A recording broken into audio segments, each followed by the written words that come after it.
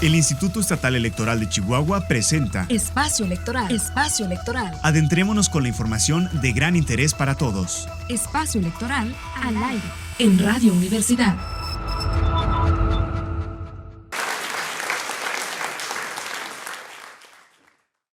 ¿Eres feminista? Es una de las primeras preguntas que de repente me hacen cuando intento defender el lenguaje incluyente. O cuando me pasan un documento y me dicen, ¿sugiere algo? Lenguaje incluyente. Un día un jefe me puso Gretel y sus rollos sesenteros. ¿Eres feminista?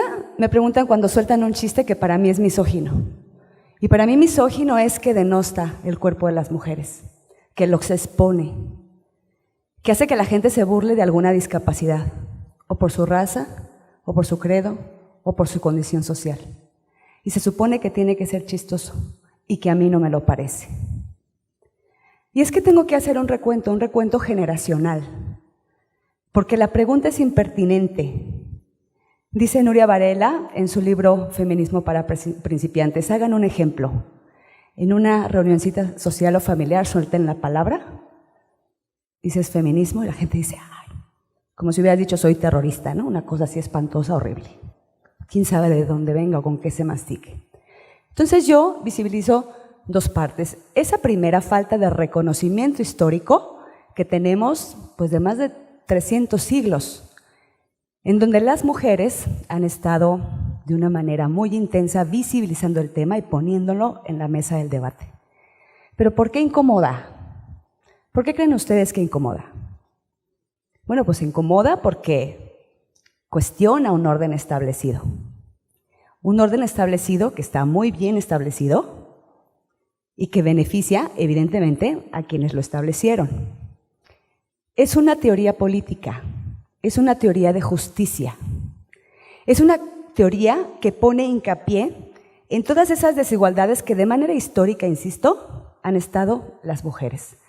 Las mujeres que ya saltamos a la escena pública, pero que durante mucho tiempo estuvimos solamente en el ámbito privado, realizando ese tipo de actividades que la sociedad nos impone, porque además la sociedad es bien crítica con las mujeres. O sea, la sociedad espera que las mujeres hagan algo en específico y que además lo hagan bien. Y claro, también espera eso de los hombres, pero con nosotras de repente siento que hasta nos cargan la mano. Eso me lleva a la reflexión y me lleva a pensar que yo soy una mujer privilegiada. Y digo soy una mujer privilegiada porque tuve la oportunidad de estudiar la carrera que yo decidí. Y eso lo puedo considerar como un privilegio. Y para mí es un privilegio porque no es la misma carrera que estudió mi madre o que estudió mi padre. Y que sin embargo me dieron la posibilidad de estudiar lo que yo quisiera, que en este caso fue comunicación. Pero esa posibilidad no la tuvo mi abuela. Mi abuela que sabía leer y escribir, pero que no tuvo la posibilidad, mi abuela Angelita, de estudiar una carrera universitaria. Esa posibilidad que ya la tuvo mi mamá.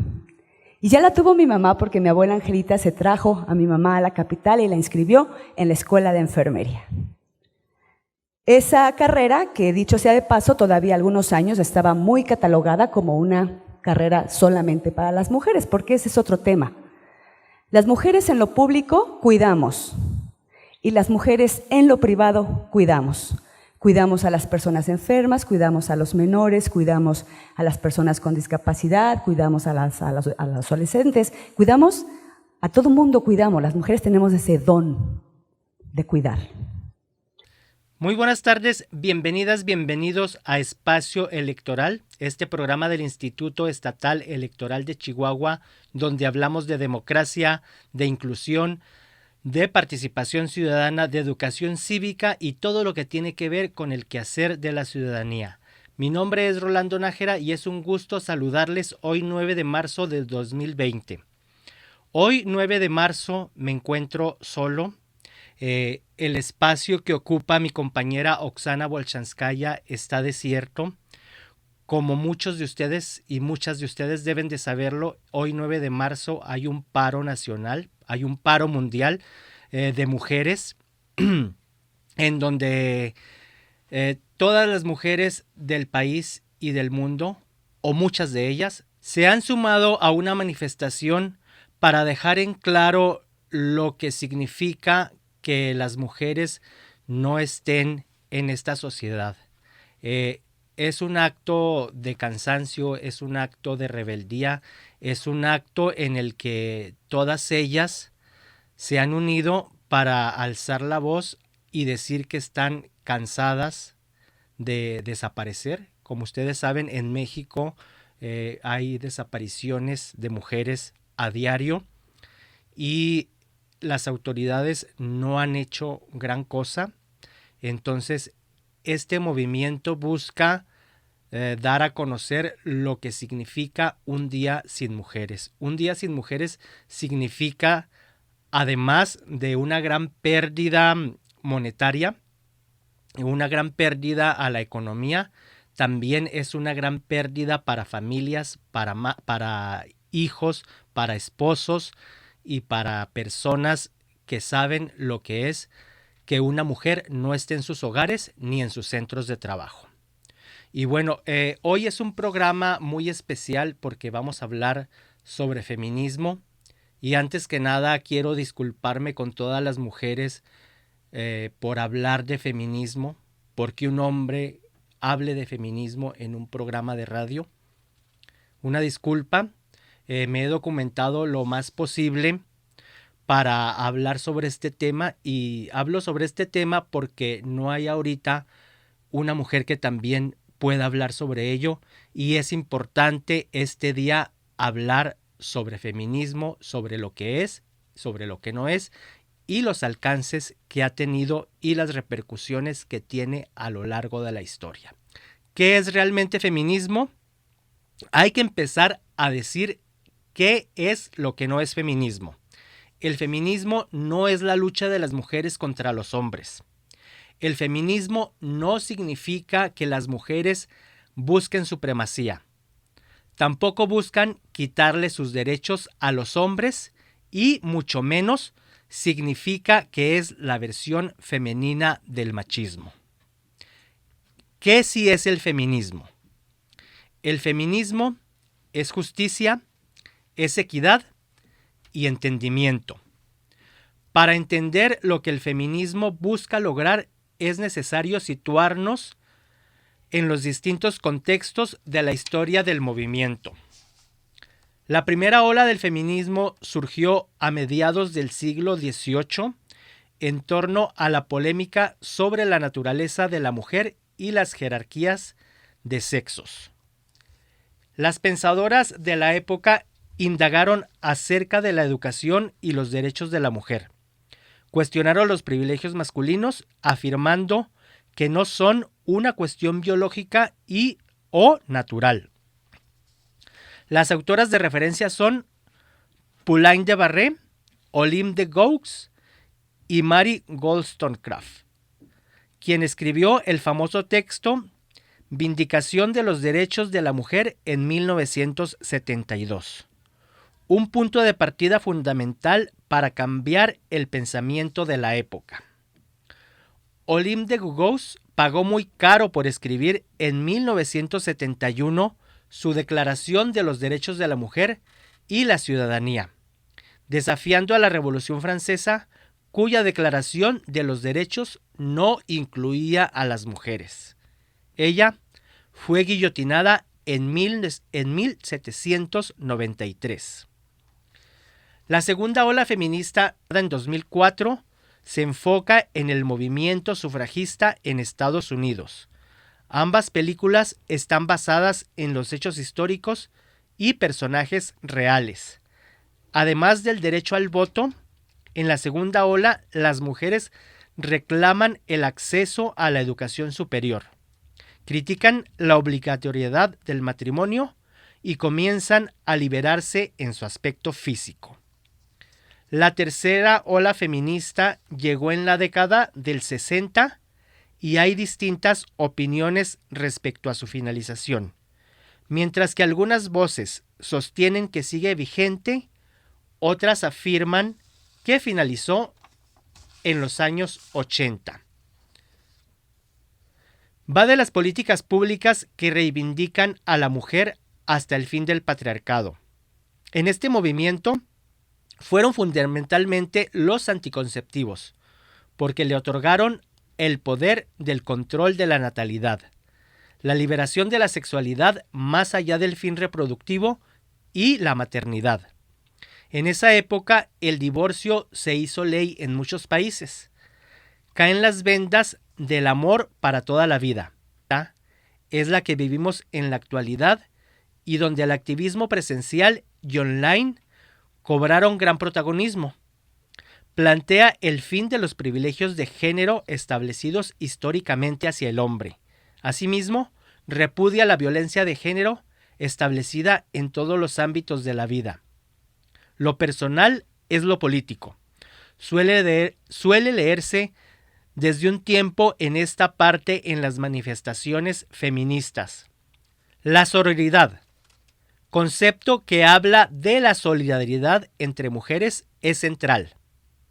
En cuestión de derechos, la lucha por el derecho a la interrupción legal del embarazo aparece aquí como otro punto clave. También aparece con mucha fuerza el discurso antiestereotipos.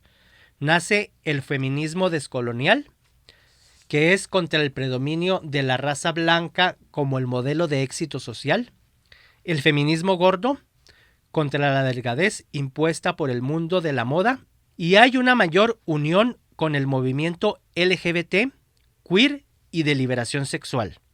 Un eje ineludible fue el primer paro internacional de mujeres, de altísimo acatamiento, llevado a cabo el 8 de marzo de 2018, inmortalizado como #8M. El verdadero feminismo respeta las decisiones de cada mujer. La idea del feminismo es, precisamente, defender la libertad de decisión de cada una de ellas. Gracias a la lucha feminista, hoy las mujeres pueden votar, vestirse como quieran, estudiar y leer o escribir lo que deseen, solicitar cualquier empleo, no solo los trabajos para mujeres, y recibir salario propio. Además, pueden ser jefas, casarse con quien se quiera sin que sus derechos civiles desaparezcan, elegir ser madre o no, comprar una propiedad, obtener la custodia de los hijos tras un divorcio, escoger con quién, cómo y cuándo tener sexo, y por placer, no solo con fines reproductivos. Practicar un deporte profesional, salir a las calles sin tener que pedir permiso o supervisión masculina. En México, más de 12 millones de mujeres son o han sido víctimas de violencia machista. 8 de cada 10 mujeres en nuestro país afirman sentirse inseguras en las calles y o en su hogar. De enero a septiembre de 2019, 2.833 mujeres fueron asesinadas en México y únicamente el 25% de los casos fueron investigados. No será hasta 2086 que no se cerrará la brecha salarial si no se contrarresta la tendencia actual. En México, una mujer tendría que trabajar 5 días más al mes para ganar lo que gana un hombre. La desigualdad de género sigue siendo un problema. A México llegó muy tarde el sufragio femenino, a pesar de que en 1916 comenzó el primer Congreso Feminista de Yucatán, aunque las peticiones tuvieron un poco de éxito en 1923, cuando el estado de Yucatán reconoció el voto tanto municipal como estatal. En ese mismo año, 3 mujeres fueron electas para diputadas al Congreso Estatal: Elvia Carrillo Puerto, Raquel Zip Cicero y Beatriz Peniche de Ponce. Además, Rosa Torre González fue electa para regidora en el Ayuntamiento de Mérida. Esto no duró mucho, ya que cuando el gobernador Felipe Carrillo Puerto fue asesinado, ellas fueron obligadas a dejar su puesto y el voto de las mujeres fue anulado, obteniendo municipalmente en 1924 y estatalmente en 1925. Los estados de Chiapas y Tabasco le otorgaron el voto a la mujer en 1925. Las ligas Tabasco le otorgaron el voto a la mujer en 1925. Las ligas de orientación femenina se fundaron para la lucha por la equidad del salario. En 1935 se fundó el Frente Único Pro Derechos de la Mujer, que llegó a contar con 50,000 mujeres afiliadas, profesionistas, adelitas, exrevolucionarias y obreras, entre otras, principalmente para luchar por el derecho de la mujer al voto. En 1937, el presidente Lázaro Cárdenas del Río mandó una iniciativa de reforma del artículo 34 de la Constitución mexicana. Él quería que el artículo se leyera así: son ciudadanos de la República todos los hombres y las mujeres. La iniciativa fue aprobada por las cámaras y legislaturas de los estados, pero no llegó al cómputo y declaratoria para que fuera vigente. Esto sucedió porque el Partido Nacional Revolucionario, padre político del PRI, argumentó que las mujeres se verían influenciadas en su voto por los curas.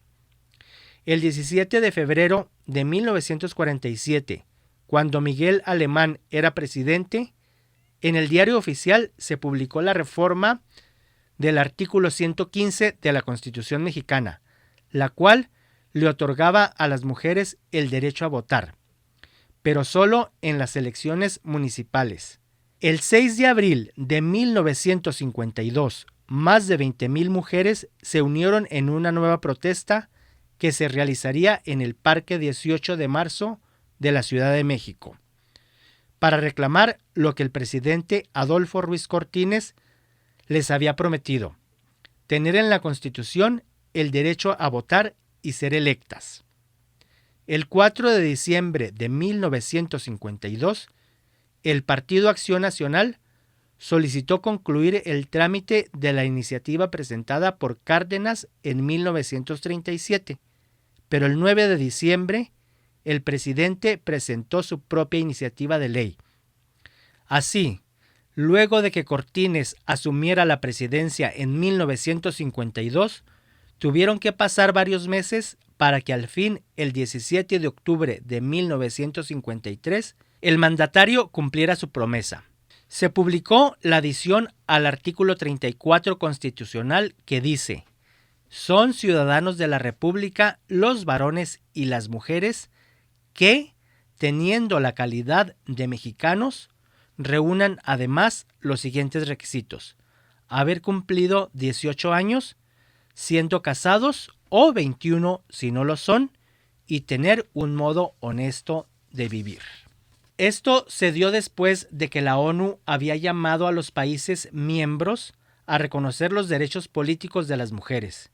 Fue así que las mujeres mexicanas, después de una ardua lucha, obtuvieron el derecho a votar y ser consideradas como ciudadanas. México fue el último país de Latinoamérica en consolidar este derecho. El 13 de julio de 1955, las mujeres acudieron por primera vez a las urnas a elegir diputados federales. Este fue un gran paso en el proceso de democratización del país. En Chihuahua también existieron mujeres que se unieron a la lucha feminista. Dos de ellas son La Roja y La Chata, madre e hija que se unieron en la lucha por los derechos civiles y políticos. Consuelo Uranga Fernández, quien sería conocida como La Roja, nació en Rosales, Chihuahua, en 1903 para convertirse a través de los años en una constante en las luchas político-sociales de México. Pionera en la lucha por el reconocimiento del voto femenino, fundadora del Partido Comunista Mexicano, también participó en la campaña electoral de José Vasconcelos y en la organización de sindicatos mineros en su estado natal. De Chihuahua voló a la hoy Ciudad de México tras un encuentro con David Alfaro Siqueiros e Ignacio Asunzolo. Su compromiso social la llevó a unirse a la lucha de los trabajadores petroleros de Veracruz y Tabasco. en la huelga minera y caravana de Nueva Rosita en 1950. Estuvo presente en la masacre de la Alameda Central en 1952, perpetrada por el ejército mexicano, que reprimió un mitin. Apoyó a Rubén Jaramillo en su movimiento social campesino.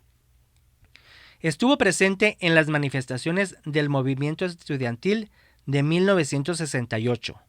Su activismo le ganó la expulsión del Partido Comunista Mexicano, fundando después, al lado de Valentín Campa y Hernán Laborde, el Partido Obrero Campesino de México. Su arrojo la llevó a pisar la cárcel. Estuvo presa en la temible cárcel de Belém. Murió en la Ciudad de México en 1977. Tenía 74 años. El nombre de Consuelo Uranga Fernández se plasma en la memoria de la generación de mujeres activistas mexicanas, aunque la historia oficial la haya relegado al olvido. Como dice el historiador Jesús Vargas, el Partido Comunista Mexicano la expulsó y de alguna manera también la expulsó de la historia. Puede llegarse a pensar que la vida ya la tenemos marcada y la de María Fernanda Campa Uranga, la Chata, puede tomarse así. Hija de la luchadora Consuelo Uranga y del líder ferrocarrilero Valentín Campa. Vio la luz en marzo en 1940 en la Ciudad de México. Geóloga e investigadora. Se convirtió en la primera mujer egresada de la carrera de Geología en el Instituto Politécnico Nacional, rompiendo la consigna social de las carreras solo para hombres. Participó activamente en numerosas movilizaciones sociales a lo largo de su vida y figura clave en el movimiento estudiantil de 1968 como integrante del Consejo Nacional de Huelga. Con su pequeña hija en brazos, enfiló a Tlatelolco para intentar llegar al edificio Chihuahua el 2 de octubre, para anunciar que al día siguiente su padre y Demetrio Vallejo, presos desde 1960, iniciarían una huelga de hambre en la penitenciaría de Santa Marta, Acatitla, en solidaridad con el movimiento estudiantil. El ataque militar comenzó y se tuvo que refugiar en un paso a desnivel. Lo demás es historia ya contada. Trabajó en Petróleos Mexicanos y fue fundadora del Instituto Mexicano del Petróleo y del Laboratorio de Geología de Yacimientos. Férrea militante de la izquierda. Participó en el grupo de ingenieros Constitución del 17, cuyo objetivo era defender el carácter público inalienable de las riquezas del subsuelo y una reforma de la empresa alejada del esquema liberal. También participó en la fundación del Partido de la Revolución Democrática. La Chata murió el 16 de enero de 2019. Tenía 78 años. Pues bien, esta es una breve reseña de la historia del feminismo, de lo que es el feminismo y de la lucha que emprendieron las mujeres históricamente para lograr algunos de los derechos que tienen, incluyendo el voto. Esto es en apoyo y solidaridad a todas aquellas mujeres que no están en sus hogares, que no están en sus oficinas, que no están en las calles y que luchan diariamente por seguir conquistando esos derechos que se les ha negado históricamente. Mi solidaridad y la solidaridad del Instituto Estatal Electoral hacia ellas. En el Instituto Estatal Electoral de Chihuahua, uno de los ejes centrales es la igualdad y otro de ellos es la inclusión, además de la perspectiva de género. Mi nombre es Rolando Nájera y es un gusto haber estado con ustedes. Un saludo para mi compañera Oksana Bolchanskaya, donde quiera que esté. Hasta la próxima. Ya puedes consultar el segundo número de la revista Ruta Ciudadana, donde encontrarás todo lo relacionado con el uso de la urna electrónica en procesos democráticos y de participación ciudadana. Descubre las actividades que se han realizado para encontrar el mejor camino que nos lleve hacia la igualdad y la inclusión de los pueblos originarios de Chihuahua y de México. Entérate sobre los avances del voto en el extranjero, el gran reto para las elecciones del 2021. Infórmate sobre qué es el plebiscito y sus alcances. Caregua es amar Chihuahua. Conoce esta asociación y sus estrategias para combatir la corrupción. Encuentra todos los detalles del voto trans y descubre cómo es que pedalear puede ser una herramienta más de participación ciudadana. Conoce a los 23 integrantes del Cabildo Joven, actividades académicas, educación cívica y participación de la niñez y la adolescencia. Encuéntrala en la biblioteca virtual del IEE Chihuahua. Ruta Ciudadana es tu revista.